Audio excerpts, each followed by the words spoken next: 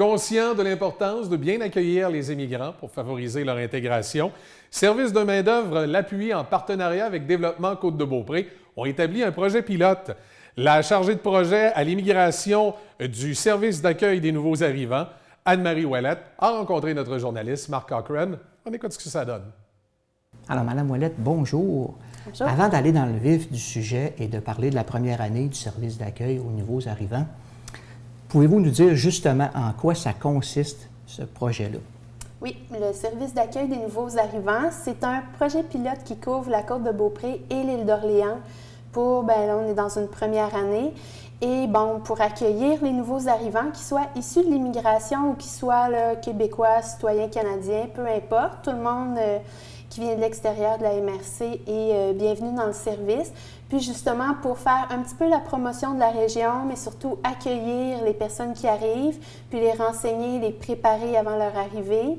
Puis un volet aussi qui couvre les employeurs et qui sont touchés peut-être par une rareté de main-d'œuvre, puis donc de les renseigner là, sur l'embauche de personnes de l'extérieur, personnes immigrantes.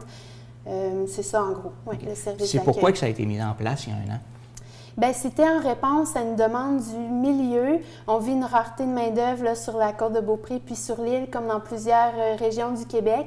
Puis il y a la stratégie de main-d'œuvre qui a été mise en œuvre sur la Côte-de-Beaupré. Et donc, c'est une des stratégies de la stratégie de main-d'œuvre, justement, de faire appel aux nouveaux arrivants. C'est pas la seule méthode à privilégier, c'est un ensemble, là, mais les nouveaux arrivants, ça peut combler une partie du besoin. Et alors, justement, au niveau du bilan, comment ça a été la première année? Bien, ça a été très intéressant. Le but, d'abord, c'était de faire un peu une étude, un état des lieux, voir ce qui se fait là, dans la région pour l'accueil des nouveaux arrivants. Donc, qui sont les nouveaux arrivants, un peu leur profil, leurs besoins, puis est-ce qu'il existe déjà une structure, des comités d'accueil, des politiques d'accueil, qu'est-ce qui se fait, où se situent les manques. Donc, une grande étude a été faite là-dessus. Ça a permis de voir plusieurs besoins, puis de voir le profil de ces personnes-là. Puis, le SANA, le service d'accueil des nouveaux arrivants, a desservi 88 personnes au total sur l'île et la Côte-de-Beaupré.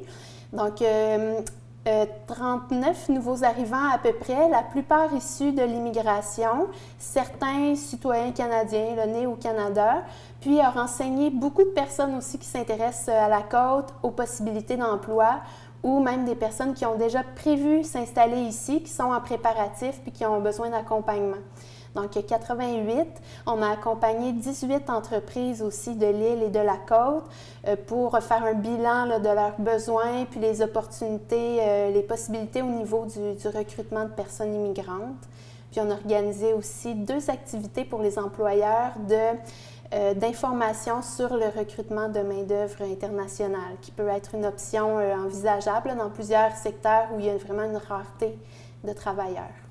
Ceux qui sont issus de l'immigration, de quel pays que ça provenait, grosso modo? Bien, c'est intéressant là, de voir, c'est une bonne question. Selon les données du recensement canadien de 2016, on peut voir que sur la Côte-de-Beaupré, il y a 535 personnes nées à l'étranger qui résident ici. Puis, je vais regarder ma feuille, 310 de ces personnes-là sont nées en Europe. Et puis, sur ces personnes-là, les 2/3 proviennent de la France. Du côté de l'île d'Orléans, c'est 225 personnes nées à l'étranger. C'est à peu près les mêmes proportions. 145 personnes sont nées en Europe et de ce nombre-là, 2/3 en France. Ça fait que c'est beaucoup une immigration européenne, francophone. C'est peut-être pour ça que les gens ont l'impression qu'il n'y a pas beaucoup d'immigration sur la côte et sur l'île. Il y en a quand même, c'est juste que peut-être qu'ils se fondent bien visuellement là, dans la population, puis ils sont francophones. Puis aussi, la grande majorité, 98% et plus des nouveaux arrivants sont francophones déjà et plus de 99% sont en emploi. Donc, c'est important de le savoir. Puis ça répond aussi peut-être aux craintes là, les craintes au niveau du français. Est-ce que les personnes maîtrisent le français? Est-ce qu'ils sont prêts à travailler? On voit que oui. Donc, en majorité européenne, puis aussi de tous les pays, là, mais en plus petite proportion. Afrique, entre autres. Et concrètement, si vous recevez un téléphone, puis un nouvel arrivant, qu'est-ce qu'il peut vous demander, par exemple? Bien, il y a plusieurs. Le service s'adapte vraiment aux besoins des nouveaux arrivants. Ça fait que tout dépend où ils en sont. Il y a des personnes qui m'ont, par exemple, une jeune touriste européenne qui m'a contactée, qui est venue sur la côte de Beaupré il y a peut-être 1 an, qui a beaucoup aimé la région, puis qui voulait s'informer des possibilités d'emploi dans la région. Donc, on lui a parlé du SANA, elle m'a contactée. Donc, moi, je l'ai conseillée sur le meilleur permis de travail qu'elle pouvait obtenir le plus rapidement possible. Elle l'a obtenu en quelques semaines. Puis, en parallèle, j'étais en contact avec un employeur dans son domaine qui cherchait du monde. Je les ai mis en contact. Ils ont pu faire une entrevue par Skype. Ça a cliqué. Donc, cette personne-là s'en vient là, dans les prochaines semaines. Alors là, on est dans les préparatifs. On cherche un logement. C'est ça, une voiture peut-être, ou en tout cas les renseignements sur les assurances, permis de conduire, etc. Donc, ça peut se situer à ce niveau-là. Ou même une personne qui est déjà installée, qui arrive puis qui cherche un service en particulier, qui ne sait pas trop si ça existe, mais qui peut se référer vers le SANA. Puis moi, soit que je peux donner ce service-là ou référer la personne vers les bons services, là. Est-ce que c'est arrivé des fois où il y a eu des complications ou ça allait toujours bien, vous étiez en mesure de répondre? Je pense qu'on était en mesure de répondre, oui. Oui. Moi, je travaille en immigration là, depuis plusieurs années. Puis il faut dire qu'au service de main-d'œuvre l'appui où je travaille, on est toute une équipe. Puis le SANA, bon, je suis la responsable, mais tous les membres de l'équipe peuvent collaborer là, à la mission. On a une agente d'aide à l'emploi, Gabrielle Morin, qui peut aider les personnes là, dans la rédaction du CV, puis vraiment bien cibler les employeurs de la côte, une conseillère d'orientation, plus au niveau de l'orientation, un intervenant jeunesse qui a plusieurs projets vraiment intéressants pour mettre les personnes en action. Ça fait que toutes ces personnes-là collaborent aussi là, au SANA, ça fait qu'on forme une bonne équipe, puis il y a tout le milieu, il y a plusieurs partenariats, ça fait qu'on arrive vraiment à orienter les personnes, oui. Est-ce qu'il y avait d'autres volets au SANA, à part les services que vous faisiez? Est-ce que vous étiez donné d'autres fonctions? Il y a un volet que je considère très important de sensibilisation. C'est important de s'adresser à toute la population.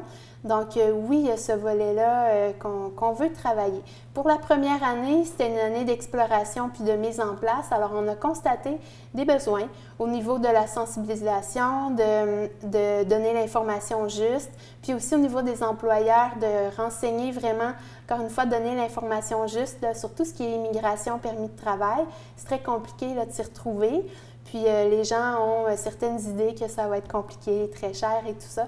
Ça fait que la sensibilisation, on constate des besoins là-dessus. On a amorcé ce travail-là, entre autres pas mal avec les réseaux sociaux, mais c'est quelque chose qui va être à poursuivre. Puis il y a plein de possibilités. Là, on peut se promener dans les écoles, on peut faire des activités plus artistiques et plus du socio-culturel, ou en tout cas créer des rencontres, là, des occasions de rencontres entre les nouveaux arrivants et la population locale, parce que c'est un besoin qui nous a été exprimé de part et d'autre, d'avoir des occasions de se rencontrer. Fait que ça, c'est très important, puis on compte là, travailler là-dessus. Après 1 an, il y a un bilan qui a été fait. On regarde vers quoi? Bien, on regarde vers la poursuite des choses. Là, on a fait une bonne étude là, des besoins, puis on sait pas mal où s'enligner, où se trouvent les besoins, un plan d'action, tout ça. Et puis, pour la poursuite du service d'accueil là, pour la Côte de Beaupré puis l'île, bien, tout va dépendre du financement qui est disponible pour la 2e année. On attend toujours les confirmations. Mais les projets sont là, il y a plein d'idées, puis éventuellement, je trouve très important de mobiliser encore plus tout le monde, entre autres la population, pour participer à cet accueil-là. Là. Donc, éventuellement, c'est super si la mission d'accueil des nouveaux arrivants devient partagée par tous les membres là, de la communauté. Au niveau du financement, est-ce que vous avez approché les élus pour vous aider? Oui, tout à fait. C'est en cours, c'est en pourparlers, puis on attend les confirmations sous peu. Madame Ouellette, merci. Merci.